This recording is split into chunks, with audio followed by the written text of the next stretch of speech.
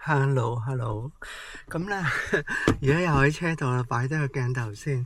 其實咧，今日都諗咗拍唔拍片好啊。咁咧就，有時候唔知講咩，同埋咧，我發覺最近都有個話題想同大家分享嘅，就係有啲人問我 Uber Eats 點做喎。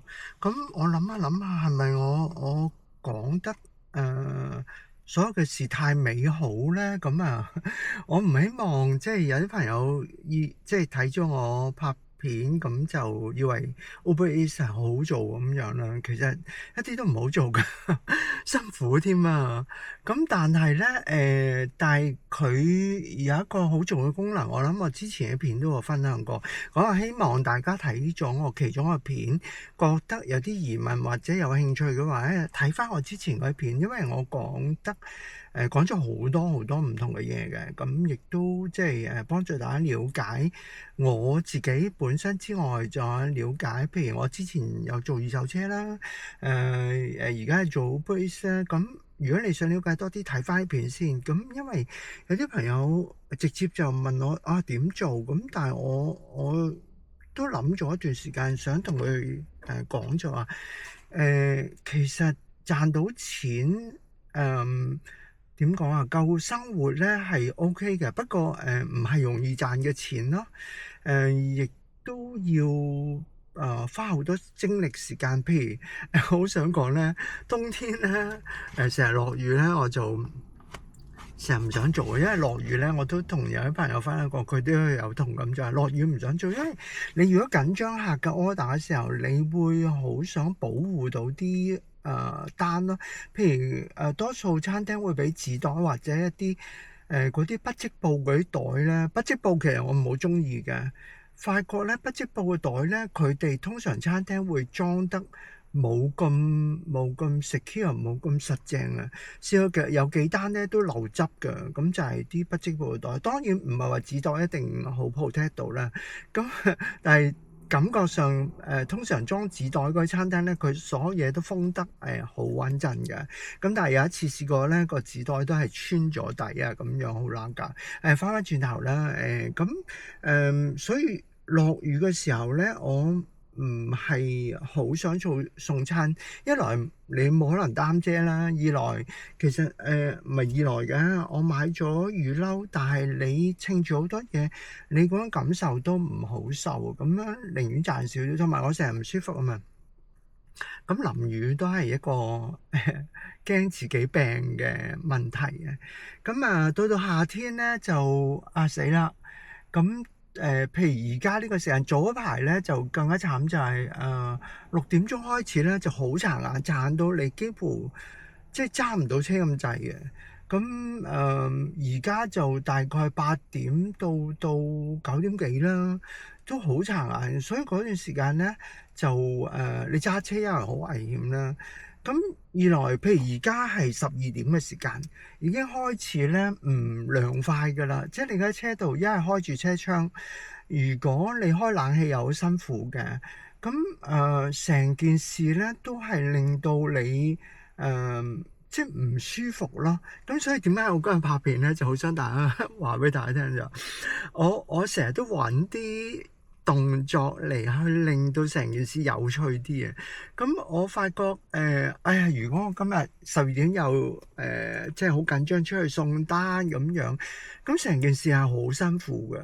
咁所以我而家成日都帶住個心就係做8個鐘頭算數啊，6-7個鐘夠100蚊我就收工㗎啦咁樣。咁但係咧有時候做到夜晚咧，啱啱開始涼翻啲，單又多少少嘅時候又好似唔捨得唔做咁所以咧有時候我都做，好多時候都做到11點幾。咁尋日都係做到11點幾㗎。咁所以成件事係辛苦錢嚟㗎。咁講翻轉頭就好似我拍片咁咧，我會覺得成件事有趣咗好多。咁當我做 Uber，開車門先啊，有啲焗。咁咧就我唔將成件事搞到好有趣咁咧，咁你嘅人生就好辛苦啦。咁所以我諗啊，都係拍片同大家講下啲有趣事啊咁樣，同埋解釋翻個狀況啦。咁如果你問我啊，你想做好 basic 嘅，我都奉勸你一句就話，唔好諗住咁容易啊。都係除非你揾唔到嘢做，揾咗譬如可能3-4個月都揾唔到嘢做啊。你又某啲原因係唔方便揾份兼職或者係full time 嘅，因為兼職佢都有限制，譬如翻工時間、放工時間啊，你一定要過一翻啊咁樣。咁我而家嚟講，最大問題係身體狀況都未係真係要符合得好好啊。好似我啱啱做幾日去同朋友去度假屋，基本上個幾日都係唔舒服住嘅。咁變咗都好嘅。如果唔係，我又諗住開唔開工好，即係喺屋企又覺得自己好廢啊咁樣。咁但係有時候喺屋企休息都唔舒服嘅，咁就去度假屋嗰度叫休息咗幾日咯。基本上又落雨啦，冇乜特別，即係有好多精彩嘅活動玩啊，咁都拍咗片俾大家睇啊，大家可以睇翻之前嘅片啦。咁所以今日出嚟咧就諗下都係拍啲片同大家傾下偈咁樣啦。咁係啦，我又好鬆散咁講好多嘢。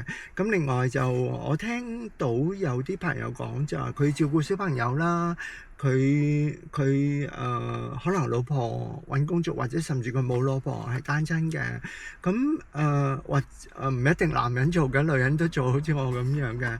咁我之前都見到一個好似香港嘅後生女仔攞餐喎，我覺得我都想同佢傾下偈，不過佢又好匆忙咁走咗啦。咁另外就總之你都係有啲原因你先會選擇呢一行嘅。但係譬如有啲朋友諗住我每日做1-2個鐘頭咁，其實你揾唔到咩錢嘅，因為好多時間你唔知邊個時間有單冇單啦。譬如尋日咁，我都唔算太旺㗎，我都喺個車度等，即係每張有時隔嗰啲單唔係每張單嘅。旺嗰陣佢又3連發咁樣俾三個 order 我一齊做，咁做咗個零鐘頭，咁可能又等3幾個字啊，半個鐘頭啊，咁先有翻第二單咯。咁所以尋日嚟講其實唔算好旺啊。咁你調翻轉頭，亦都令到自己咧冇乜心機做嗰行。咁變咗你如果係每日先做得個零鐘頭，其實你大個計啦，都係賺一個鐘頭但係十零蚊啊，或者有時甚至有啲人分享就話，開咗工 online 咗1個鐘頭先賺得幾蚊，咁變咗你就好冇癮咯。咁你都係要起碼做3-4個鐘頭啊，先會見到啲效果嘅。咁所以你話當兼職嚟做咧，咁好似我朋友咁講，就係之前我翻工咁樣喺 Richmond 翻工，佢話你放工就喺 Richmond 接翻，就做翻2個鐘頭咁啦，即係賺翻啲有錢翻轉頭啊咁樣啦。咁真係淨係賺有錢嘅啫，即係如果你喺 Richmond 放工咁做2個鐘頭，咁你放工已經攰㗎啦嘛，咁又做2個鐘頭，所以我之前冇乜做到嘅。咁而且2個鐘頭你真係可能賺得10零20蚊嘅咋，咁即係唔係好多。咁所以我幾乎每一日身體許可底下咧，都會做11至到12個鐘嘅。咁你話辛唔辛苦咧？唔係唔辛苦㗎，不過又係咁講啦，我成日會將件事去令到自己輕鬆啲啦，令到成件事有趣啲啦，我先做咗落去。如果唔係，我都捱唔住啊。咁今日都仲同大家開箱另外一樣嘢，啱啱收到個包裹，咁我知道佢係咩嚟㗎啦。咁咧係一本書，我之前同個朋友寫咗個 chapter， 係學術書嚟嘅，就講性別嘅。我之前就喺台灣讀咗個 master degree 係性別研究啦。咁呢本書都係同我之前學嘅嘢有關係啦。咁就係其中我一份功課翻譯咗英文去寫成一個 chapter 嘅。咁呢度有出版社嘅名啦。Taylor and Francis Group 咁啊，都好出名嘅即係出版社。咁啊，網上有得賣嘅，好似 Amazon 定咩咯，我都唔記得咗啦。咁呢本就係嗰本書啦。咁個書名叫 Becoming in Global Trans Studies。咁咧就係講跨性別喺全球個狀況嘅。咁有啲唔同嘅作者咧，包括我其中一個老師啊，之前喺台灣讀性別研究嘅台灣老師啊，咁樣全本都係英文嘅。咁有少少中文嘅注解啦。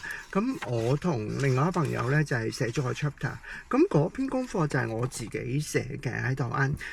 但係我自己冇乜信心，同埋出版經驗少啦。咁我就拉埋我一個朋友，之前喺香港都有一齊做機構嘅。咁就寫咗呢個 chapter。翻譯咗，我係修改過啲嘅。咁就後尾都會覺得幾好啊，即係自己好感動啊，寫咗出嚟先。咁但係當然啦，一般人對性別冇乜興趣嘅，咁呢書就有啲睇唔明同埋好難睇啊。但係我自己就好開心咯，卒之應該係第一本學術嘅書同埋英文嘅，咁就出版咗啦，好開心！今晚翻去睇下先。咁咧就而家其實12:11㗎啦，我都準備開工㗎啦，未 online 咁樣。我諗下有啲朋友問我點做 Uber Eats， 其實我之前都好零散咁show 俾大家睇過㗎啦。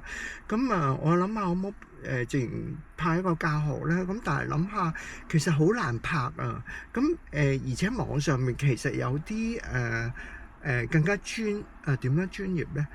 佢鬼佬嚟㗎啦，講英文嘅，咁佢會介紹得更加清楚咯。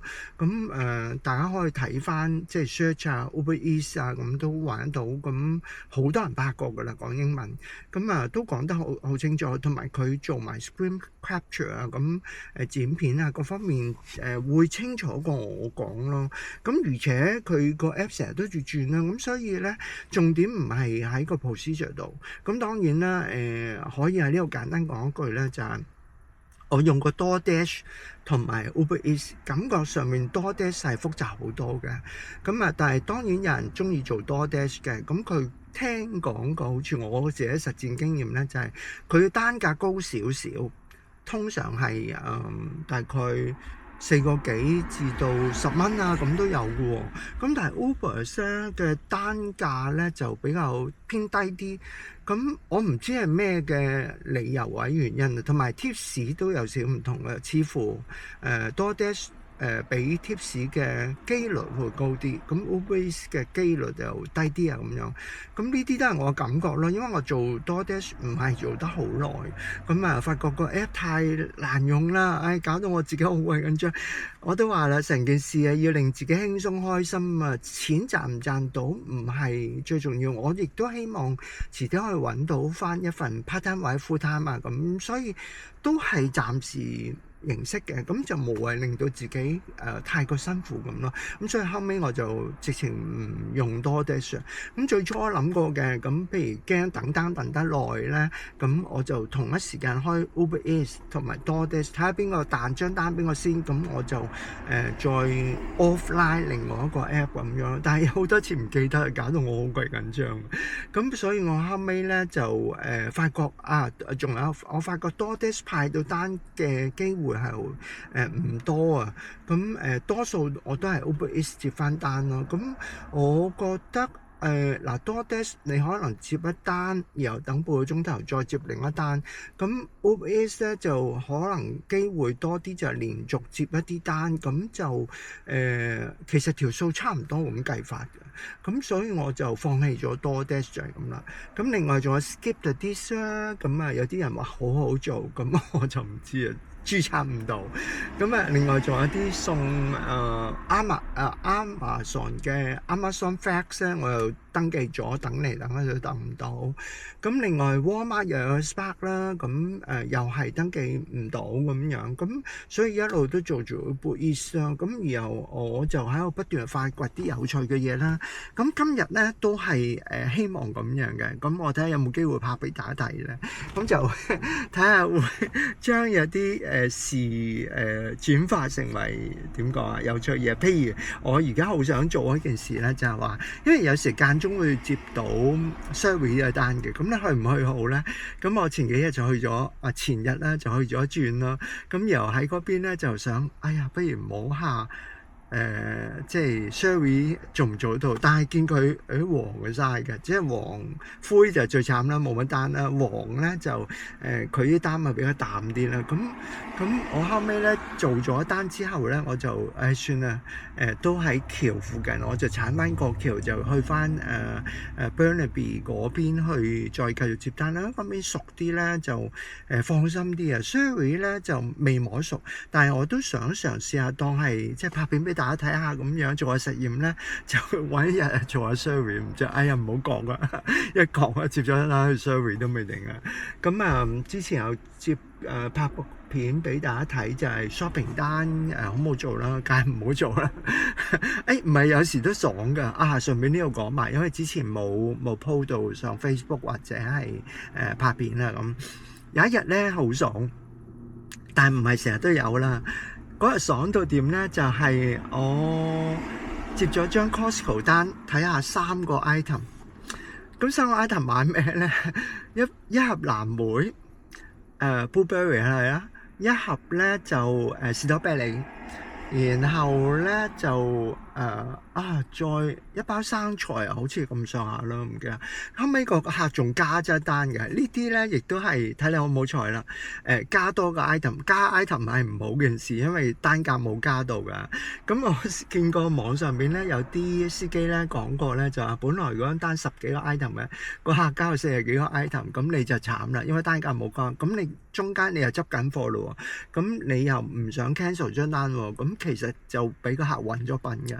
咁但係呢啲情況唔係太多啦。咁嗰日咧個客咧可能見張單太少，又係收翻同樣2個4.9去 Costco shopping， 咁加多 item 啦。咁橫掂屋企冇洗頭水咁樣，咁加多咗2樽洗頭水嘅，好輕騎嘅啫。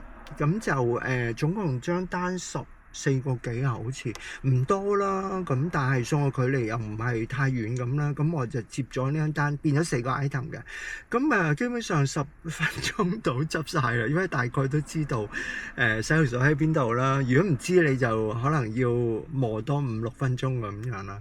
咁同埋嗰3樣嘢都喺 grocery 個 part 度，即係好快已經揾得到啦。咁嗰張單係爽嘅。咁但係可遇而不可求啦，即係冇成日都有啲嘅單出現嘅。咁其實咧後尾有一張單加落去俾我嘅，但係我咧個手機咧啱啱我 check out 緊啦，我唔知點解聽唔到，有時個 app 都廢廢地嘅，即係我聽唔到個手機響。咁佢就加多一張單，好似7個 item 定點，咁就加多11蚊嘅。其實接埋就抵嘅，不過咧接唔到亦都唔係好可惜咯，因為我冇睇到嗰7個 item 係重啊或者藍汁啊定點，咁唔知啦。咁但係加埋你就變咗成轉咧，就花多咗時間喺嗰度，咁補貼亦都多少少咁啦。咁嗰日咧就做咗呢張單，咁後尾咧我就再接咗一張 Safeway 嘅單添啊，隔咗幾個鐘頭噶啦。咁嗰張單咧就7個 item 嘅，咁買咩咧又好笑啊！買一個檸檬，買一個奇異果，買2條香蕉。我記得啲喎，記唔晒啦。咁買一棵葱。唔係一棵葱，係一紮葱。仲有買咩啊？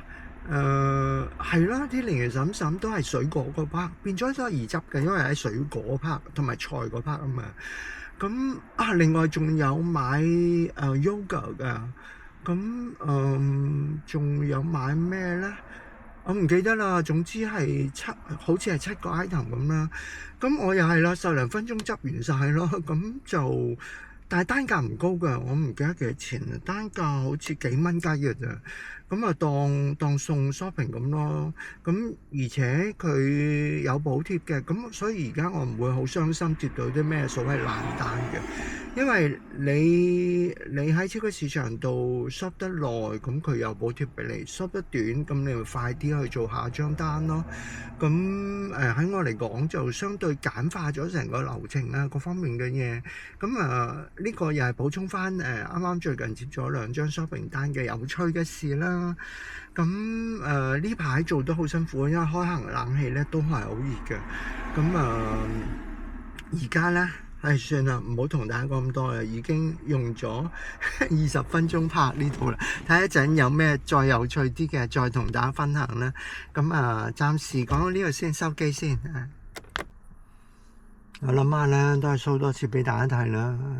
咁個 app 用唔複雜嘅，其實唔使教你嘅，真係你自己摸下摸。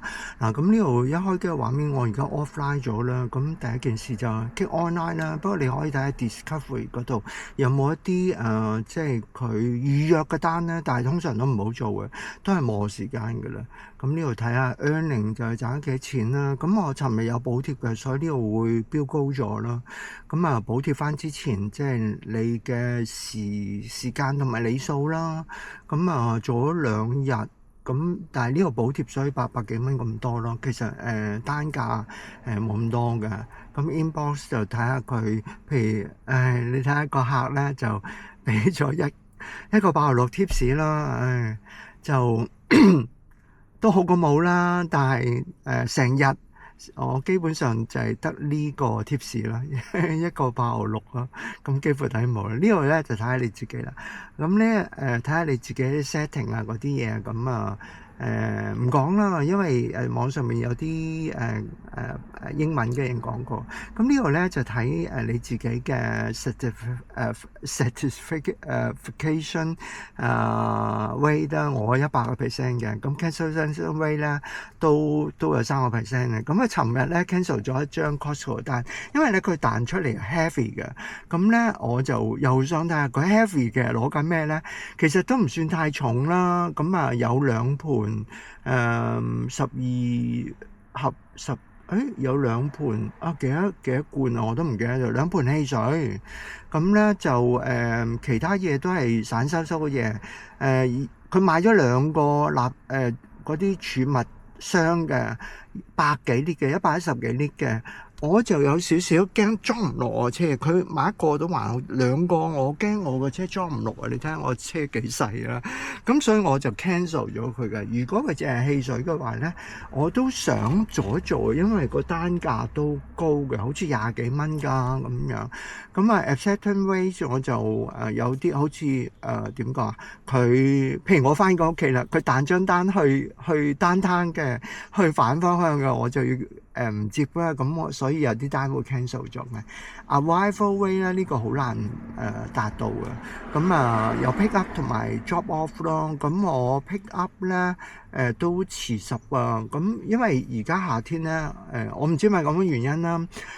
好多地方整路啊，咁變咗咧兜嚟兜去又要揾位泊啊先攞餐，咁變咗都會有遲到，但係唔係太大影響嘅。送俾客我反而做準時啦，因為佢送俾客咧就由你點講啊？由你 pick up 咗之後開始同你計嘅，咁但係個時間咧都幾問下嘅，即係唔會俾你好充裕嘅時間去送到俾個客度，但係遲到亦都唔係話真係太大問題啦。咁反而咧去 pick up 嘅時間咧，佢個時間比較充裕啲嘅，但係都會有遲價咁樣，係咯。咁我睇翻呢度啦 ，Go online 啦。咁而家佢紅咗好多地方喎，即係有啲旺喎。咁我哋 Go online 睇下啦。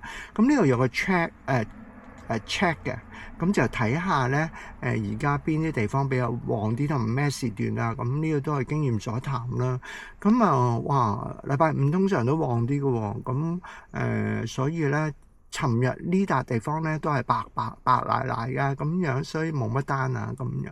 咁Burnaby Mountain 又係冇乜單。其實咧呢個係講 pick up 嘅，咁所以咧 Burnaby Mountain 咧多數係啲學生叫外賣，上邊嘅餐廳咧就冇乜單啦。我所有黃色咧其實淡橙色啦。咁我哋翻轉頭睇咧就係嗱。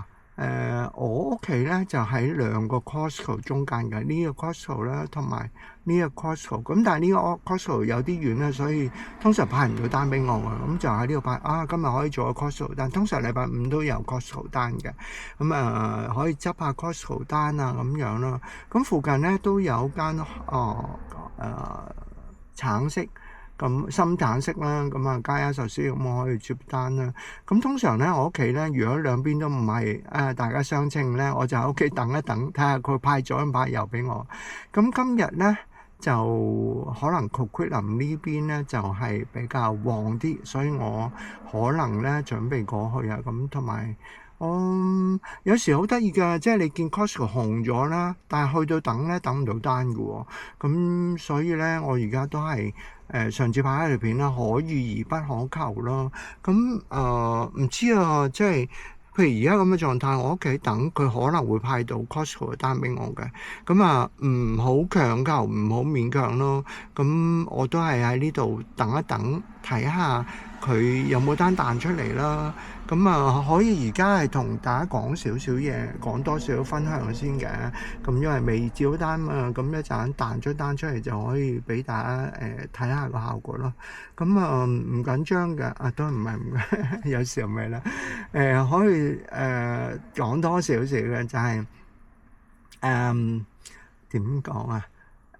例如佢彈出嚟咧會有兩種單嘅，一種咧就係佢會問你唔 accept， 咁呢啲就所謂中文冇個字眼喎，exclusive offer， 即係只係彈俾你呢個司機，佢會根據個 app 你個位置啊，咁就彈俾你，所以有個 acceptance rate 嘅。咁你唔接嘅時候咧，咁張單就唔會再俾你㗎啦，咁就會派出去俾一個範圍內入邊嘅司機咯，咁睇下邊個搶啦。我最初以為唔使搶嘅，原來真係要搶嘅，搶單睇下邊個撳先。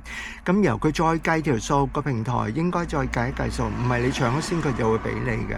咁就係譬如同一時間有3個人都撳咗 match 呢張單咁樣，咁佢應該咧就會計一計邊個最着數先，即係對個平台嚟講啦。咁佢就派俾個司機。咁所以有時候咧，就當你撳咗 match 咧，都要等成分鐘佢先即係咪派到俾你啊？咁所以有時候我如果嗱有張單嚟啦 match 嘅呢張，咁我就撳咗佢。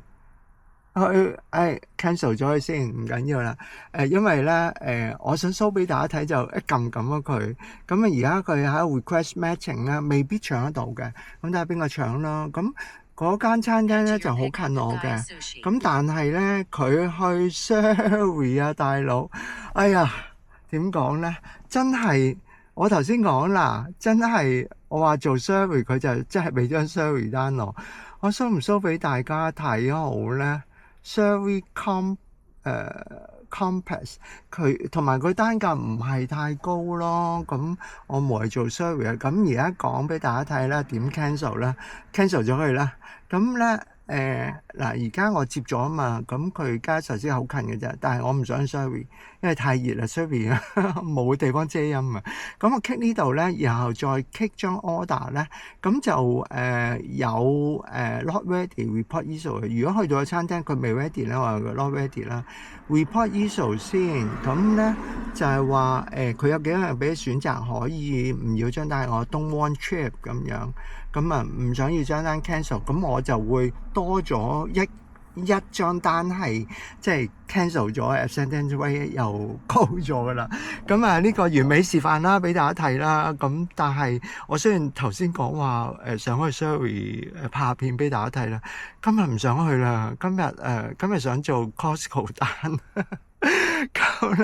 咁就俾大家睇到點樣 cancel 單。但係當然啦，即係如果你初做咧，個 percentage 就好高啦。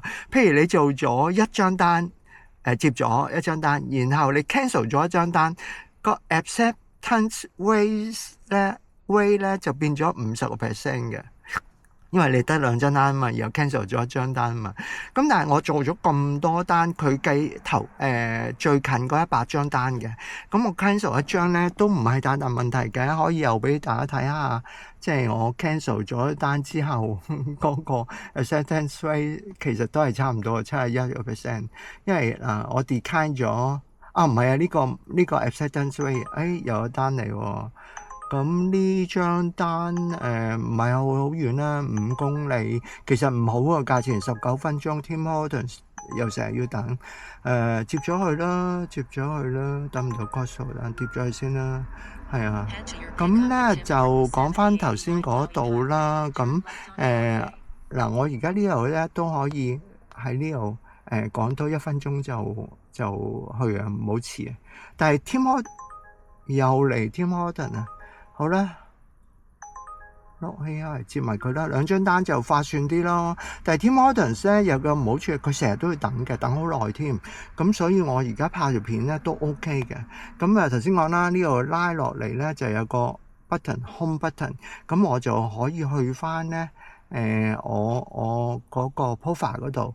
咁我個 cancellation rate 飆升咗1% 啦，4% 咁樣，因為頭先 cancel 咗1張單啊嘛。好啦。咁就唔講住啦，我就繼續送單先啦。一陣有咩有趣嘅先同大家分享啦。咁咧我就到咗 Tim Hortons一陣啊，3分鐘到啦。咁咧佢呢度好慢㗎，啲人又唔係點理你，我就排咗喺點餐嗰度咧，就排隊同佢講，因為你唔排隊咧。佢唔會睬你嘅，咁尤其是呢佢好似 pack 坐咯喎，咁我呢度喺度錄，哎呀未啊，唔係我嘅，仲咁興奮今次以為咁快添啊，唔係我嘅，咁咧就頭先同佢講咗咯，咁佢就話仲有2分鐘，咁唔知係咪啦，咁但係照等啦，因為等單嘅時間都有，咁我就喺個手機度咧 app 咧就點咗not ready 嘅，頭先就 show 俾大家睇啦。咁2張單啦，哎呀唔係嗰啲又冇地址嘅，唔怕嘅，就係得個人名啦，咁就唔算太過私隱啊咁樣，咁就唔拍住啦，又俾大家睇下先。咁咧，通常 Tim Hortons 咧就 order 咖啡咧就係一個紙袋咁嘅，但係今次咧有啲拗教喎。佢1張單咧就係一個紙袋啦，咁你就直接可以 deliver 啦。咁另外1張單咧係咁樣兩嚿嘢咁樣就我好彩我裝備多啫，哎呀都係要處理得好啲啊，唔好搞亂下啲 order 啊咁樣。咁裝個袋啦。咁呢個啱啱好，咁再包埋呢個咧，啱啱好嗰啲 Timbers，好多人北美嘅人好中意食嘅，咁我就送俾客啦，係啊，事不宜遲啦，唔好咁多嘢啦。咁咧話咁快咧就送完咗2單啦，咁就9蚊啫，唔係好多啊。咁我可以又俾大家睇 earning 呢度 detail 呢條巴好細。20分鐘 online 咗，咁active 嘅16.7，咁呢個咧 active time 咧就可以即係補翻叫做最低工資保障啦，係啊，咁就再傾9蚊定9仙咁樣，唔係好多啦。咁而家咧喺呢個地方咧就荒漠嚟㗎，荒漠金泉啊！附近有間賣酒嘅，我經常去嘅。咁但係而家黃色冇得單啦。咁點咧？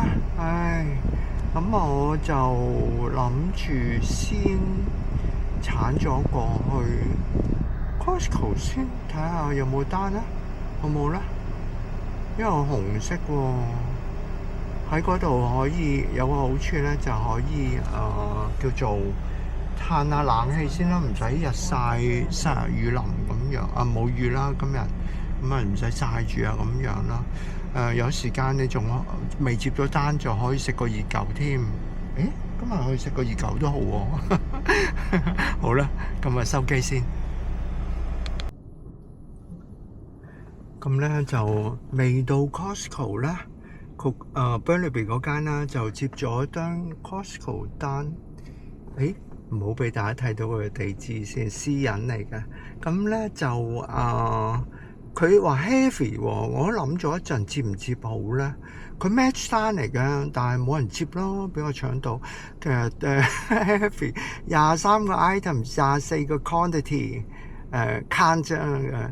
咁我頭先都睇過啦，佢加埋一齊有啲重啦，譬如4 lit 嘅奶，呢個1.8 lit 嘅 mayonnaise， 咁咧有個西瓜啦，好多嗰啲雜貨 item 啦，都可以望我個幾兩個鐘頭噶啦。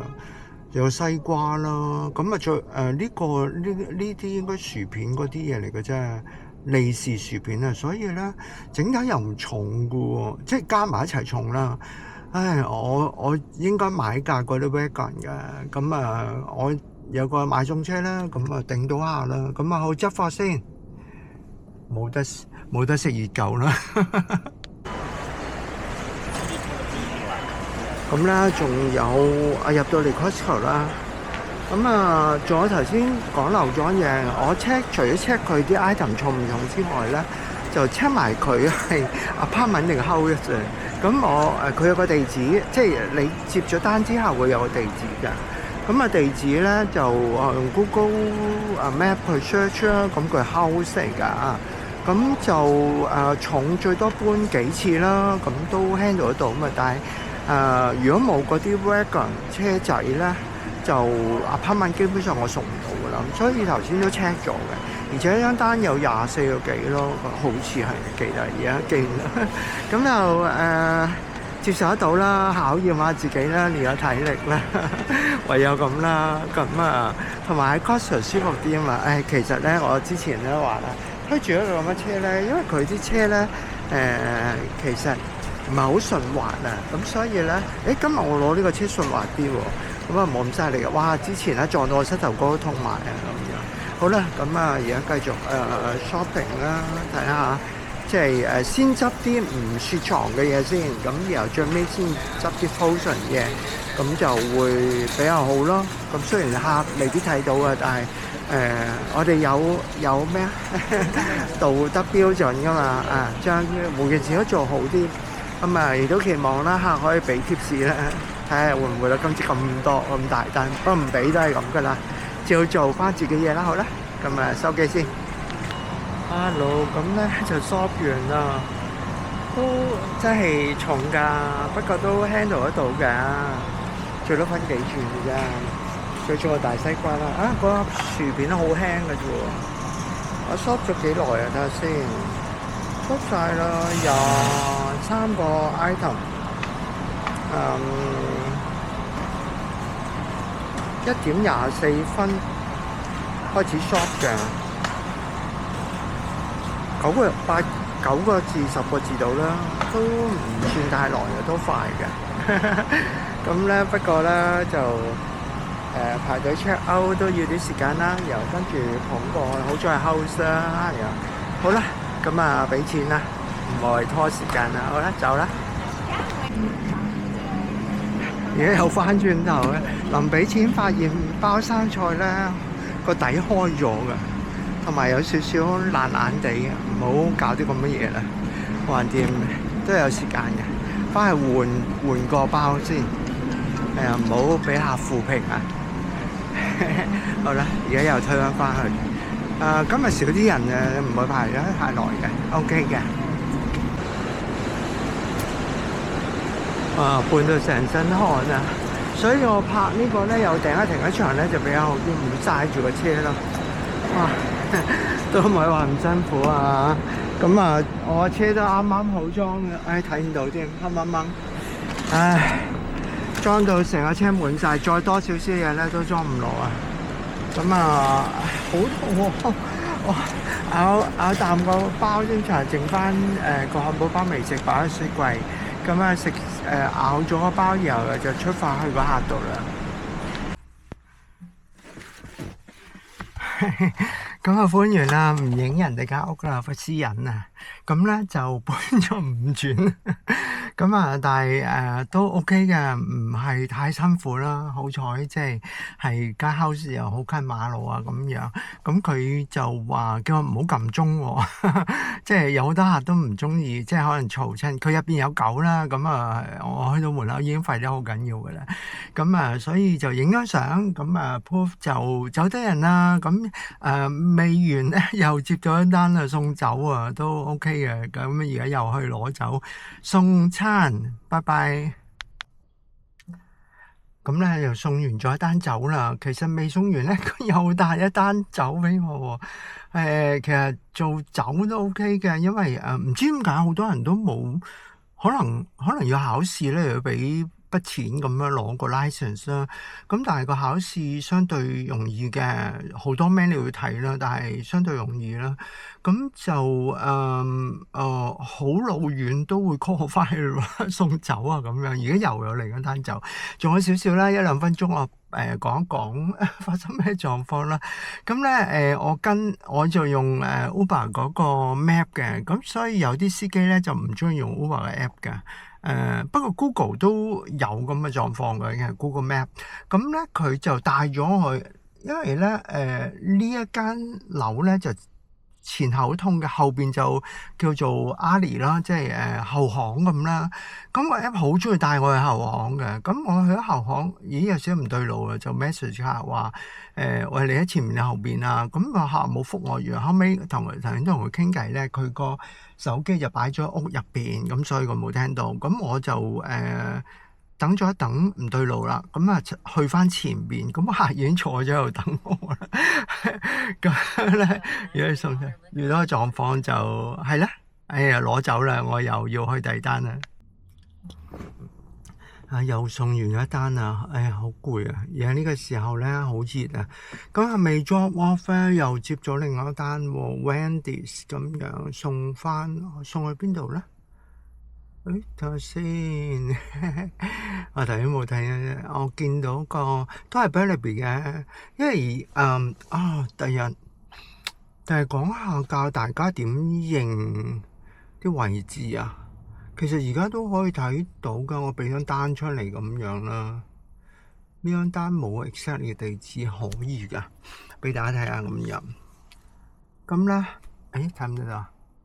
咁佢彈出嚟咧，個 offer 咧就係我放翻大先咁樣嘅。咁啊就問你 accept 啦，呢個加單嚟嘅，加10蚊。今日好奇怪喎，即係我明明係送下一站 Burnaby 咁啊，佢彈咗2單都係北溫嘅俾我喎。咁通常咧就係你去開嗰頭咧，佢會喺附近有啲單順路嘅，叫你送埋咁樣啦。咁不過 anyway 佢 pick up 嘅地點都喺我嗰度附近嘅，唔知大家睇唔睇到咧？咁就2單都送去北溫咁巧喎，咁唔去啦。加10蚊都 OK 嘅，又唔係太差。咁佢加6.3 kilo 嘅，咁就有個幾1 kilo 啦，20分鐘。咁但係我唔想過橋翻轉頭咁樣，咁所以佢接咗嘅2單都。咁我頭先想講咩咧？係咯，咁呢個版面咧就係佢彈出去 offer 咁樣。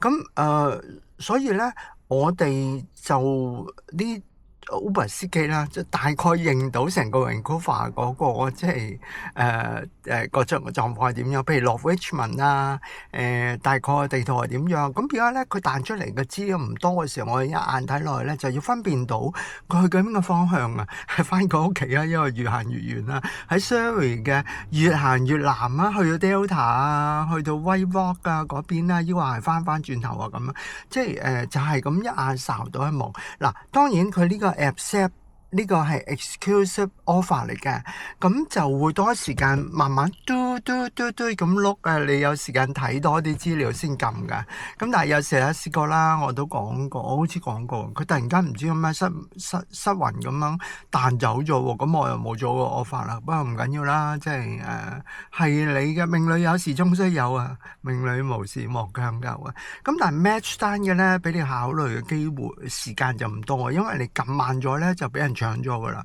咁所以咧，有時候真係要好眼快去思考，真係打機咁樣。咁咧，然後接咗唔接，不過當然接咗都可以 cancel 嘅。咁但係咧就反而唔可以俾你諗太耐咯。咁但係通常我接咗咧，我就好少 cancel，除非佢好雞肋嗰啲單咧，我cancel 噶啦。咁 OK 啦，咁又去攞單。今次呢單 Wendy's 就係好遠嘅喎。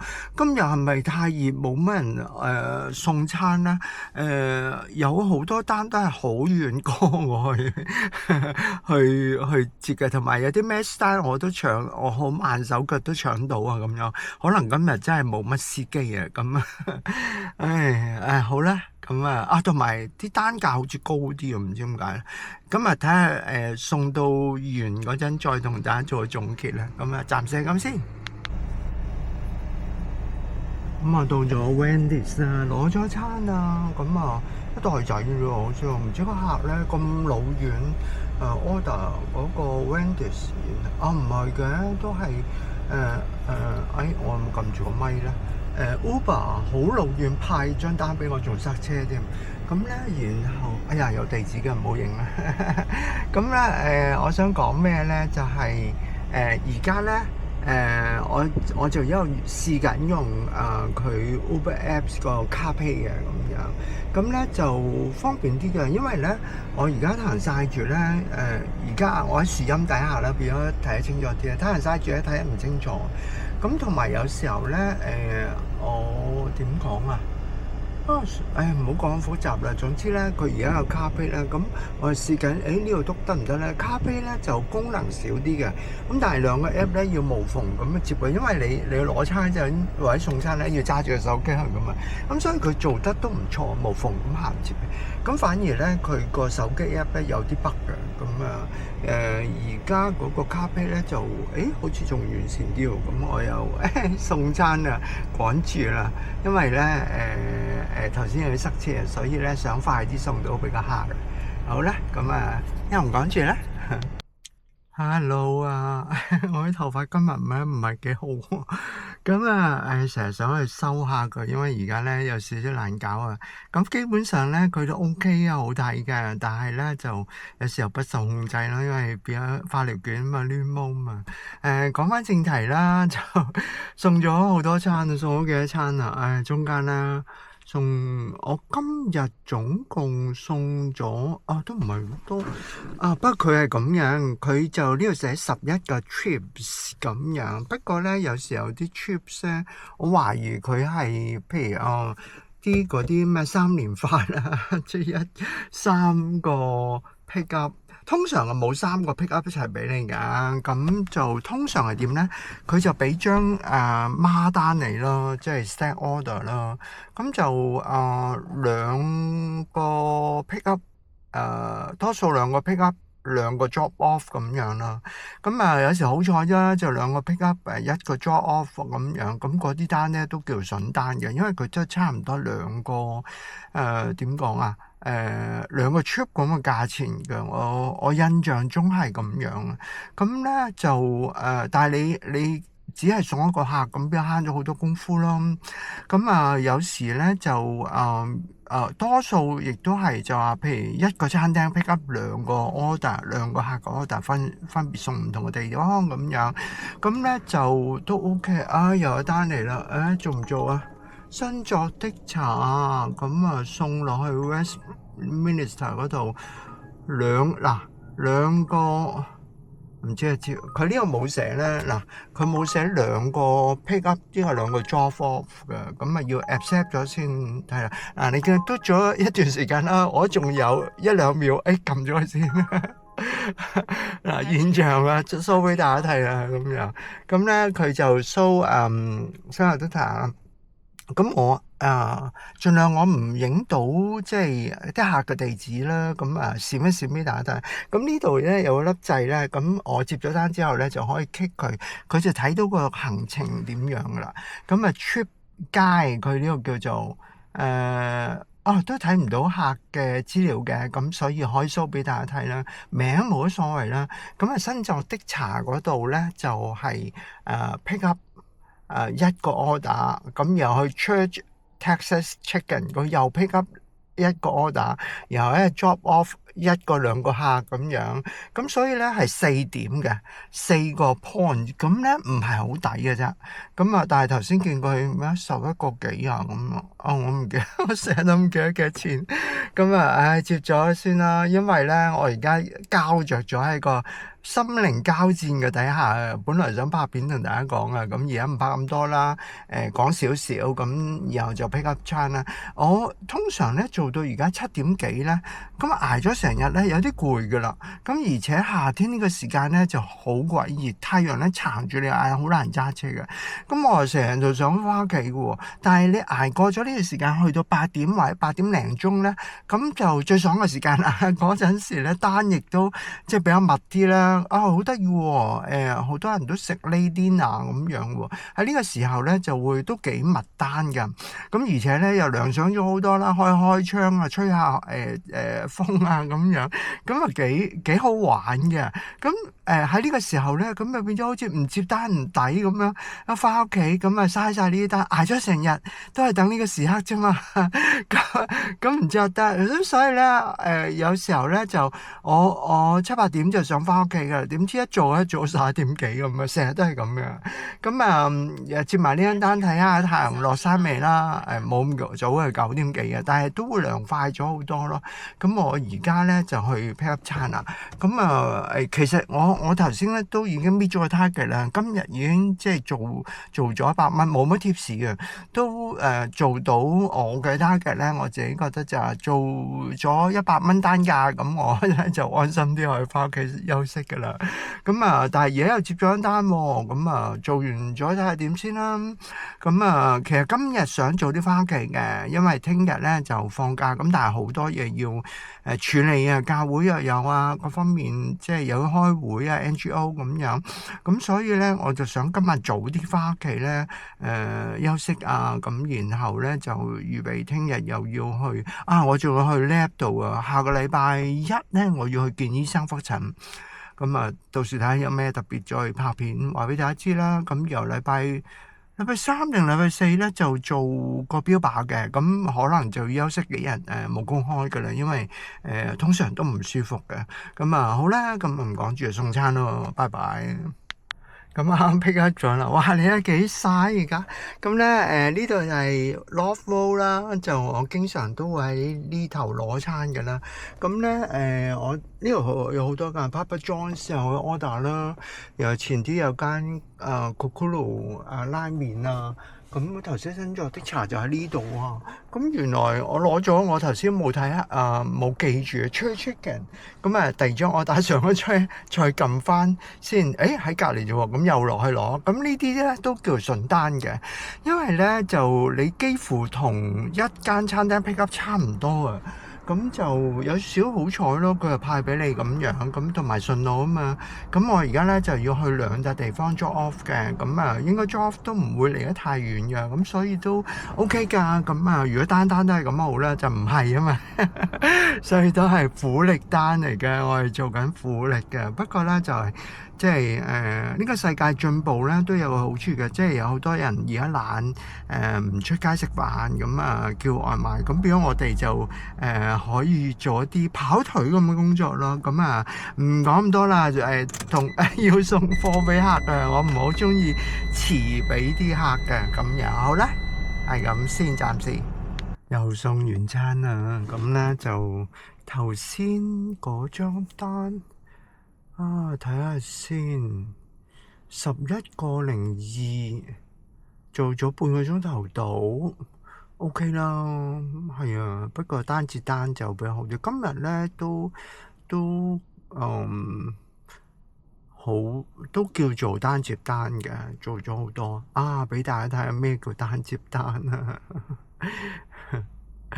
咁咧就睇翻今日啦。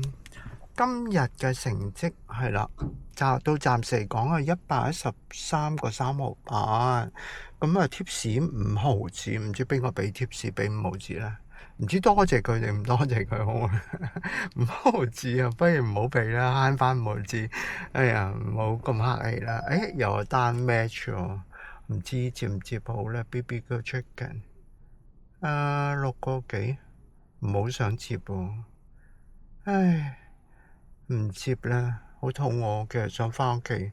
嗱，佢有時咩山咧，你唔接咧，冇人接啊，剩翻我喺呢個 BBQ Chicken 嗰度隔離啫。咁咧，唔知接唔接好啦，因為去到有啲6個幾，唔想接啊，返屋企。頭先係 New Minister， 不過呢個作業，接咗佢先。通常我點咧，我就我唔中意話 apartment， 不過其實而家都慣咗，同自己講咗 apartment 啦，唔好理咁多。咁house 係簡單啲嘅，但係而家攰啊嘛，攰有啲嗱，咁佢有唔好俾睇地址啊。咁我咧就佢個地址我就 check 下啦 ，Carson Street 680，咁check 下佢喺邊度先，因為仲有時間去攞啊，就喺隔離啫嘛。我而家拍咗去680 Carson Street，apartment 嚟㗎，apartment 咁得意㗎，呢座樓咁靚嘅，都冇所謂啦，接咗就做啦，費事 cancel 啦。係啊，6個幾又唔好多，咁變咗咧，成日就係咁咯。我又其實想返屋企，不過咧呢度返屋企11分鐘到嘅啫，唔係好耐嘅。咁成日話返屋企，咁睇下有冇單先啦，冇單咧就返屋企啦。點知佢又嚟單喎，好密添啊，仲要咁就係咯，去攞餐。我其實嚟咗呢個咧就係Coquitlam入邊一個韓國人嘅地方嘅，好似 Chinatown 咁。佢就咩啊 Korean Town 咁樣，佢叫Hanlin Village。我唔知 Hanlin 係點解啦，總之韓文嘅 Hanlin Village。咁咧好多韓國餐廳嘅，咁BBQ Chicken 就唔係韓國噶啦。唔係喎。BBQ Chicken 佢得韓國炸雞嘅喎，唔知係咪韓國，但係佢個樣就唔係似韓國咁咯。咁就佢着咗紅燈，咁我諗住嚟呢度等下單啦。又就只係返屋企啦，又等咗張單。咁係咯，送多一陣啦。其實我好肚餓噶啦，咁飯都唔得閒食，帶咗個飯壺。呢個咧喺網上買咧，佢話保溫壺喎，一啲都唔保溫嘅，激鬼死啊！我退咗佢先。咁諗住可以食啲熱辣辣嘅飯咧，點知咧都冇得食，又細添啦佢。好啦，又攞餐就送到，睇下今晚送到幾多點啦。早啲返屋企啊！早啲返屋企啊！唔好做咁夜後啦。咁我應承大家早啲返屋企。啱啱攞餐，諗起有咩未唔記得同大家講添。咁頭先諗住講埋嘅喎。咁我而家攞啲我啲零食一啲咩忌廉棒幾好食嘅喎。咁頂住肚先。想講咩咧？就係今日咧去 Metrotown 附近攞餐嘅時候好塞車喎。咁我就去到個攞酒嘅地方咧，就同佢傾偈啦。咁我又講哇好塞車啊咁樣。我話你點知嘅？佢話俾我聽添喎。佢話嗰個女仔講話可能係 FIFA 咁咧，即係世界盃。咁咧就的確有影響喎，因為禮拜五嘅而家呢個韓國村入邊水靜河飛啊！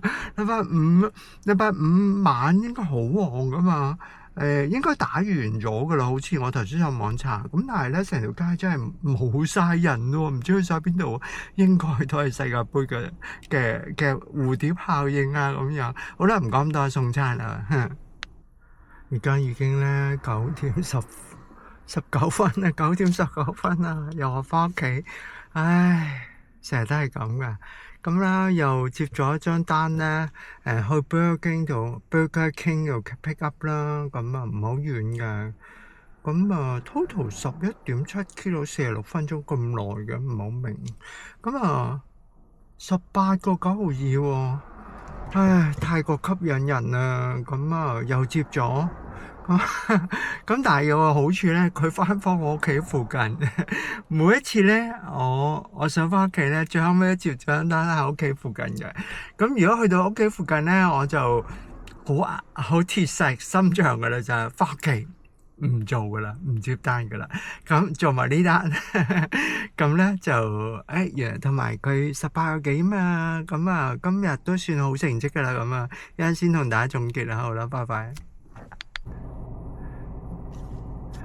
啱啱送埋頭先嗰單啊，咁咧就我睇佢個機，就嚟冇電添，不過都夠泊埋呢度嘅。咁而家我停咗車啦，咁啊未熄 engine 添啊，因為咧頭先停嗰度咧就啱啱係嗰個客嘅嗰個 apartment 嗰個正門口大堂唔停得車嘅，咁但係 drop off 咁都 OK，佢竟然出嚟等我，今次冇同佢吹水啊，因為唔係趕住，佢好似都有啲攰啊，唔開心又唔去嘅，有啲攰啦。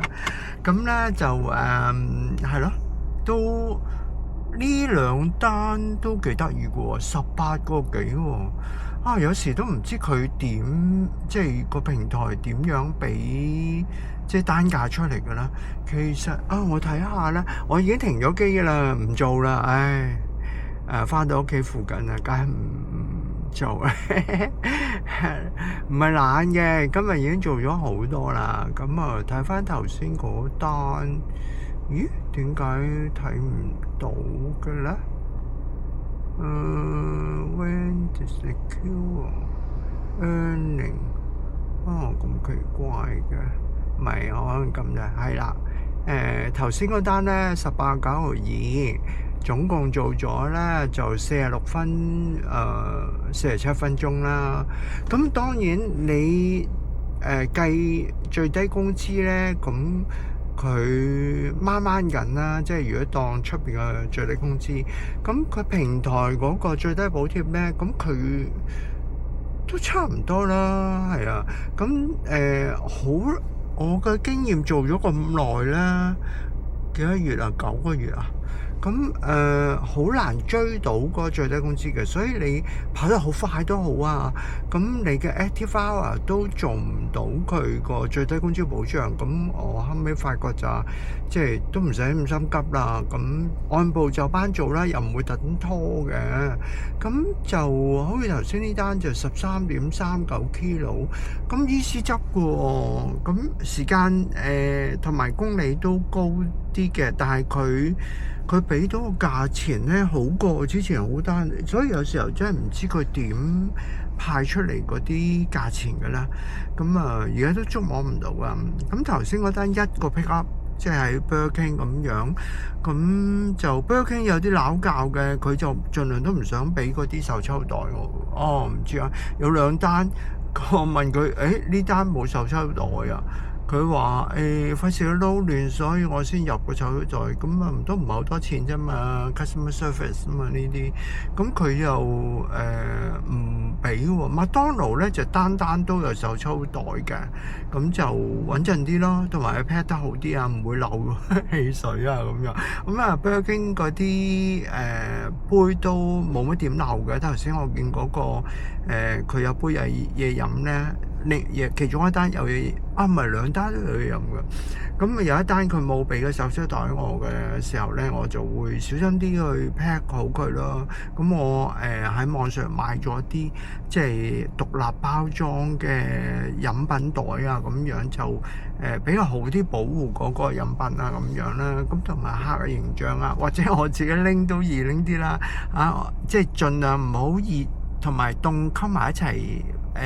保溫袋咁樣啦，咁我就熱嗰個就入咗保溫袋，然後咧就嗰個飲品就抽住咁拎俾客咯，咁 OK 嘅。所以呢單好得意喎，兩單好彩都係 apartment，但係咧頭先嗰單咧個客咧係關 level 嘅，就喺門口大堂嘅側邊，咁佢嗌住我，啊係咪俾乜乜啊？咁樣費事講佢名啦。咁佢係攝個頭出嚟咁樣嗌住我咁樣，我係咁就遞咗俾佢，就唔使上樓啊咁樣咯。咁呢單佢又係出到嚟等我咯。咁呢啲最好做噶啦。咁但係咧apartment 都係難泊車多啲嘅，咁就。算咯，冇貼士噶嘛，多數都冇啦。咁我今日功德圓滿啦，真係，做咗好耐啊。咁咧就仲有幾耐 ？online 9個鐘頭42分，active 咧8個鐘頭40分，算好成績噶啦。因為即係幾乎單接單咁樣先有咁效果嘅，因為。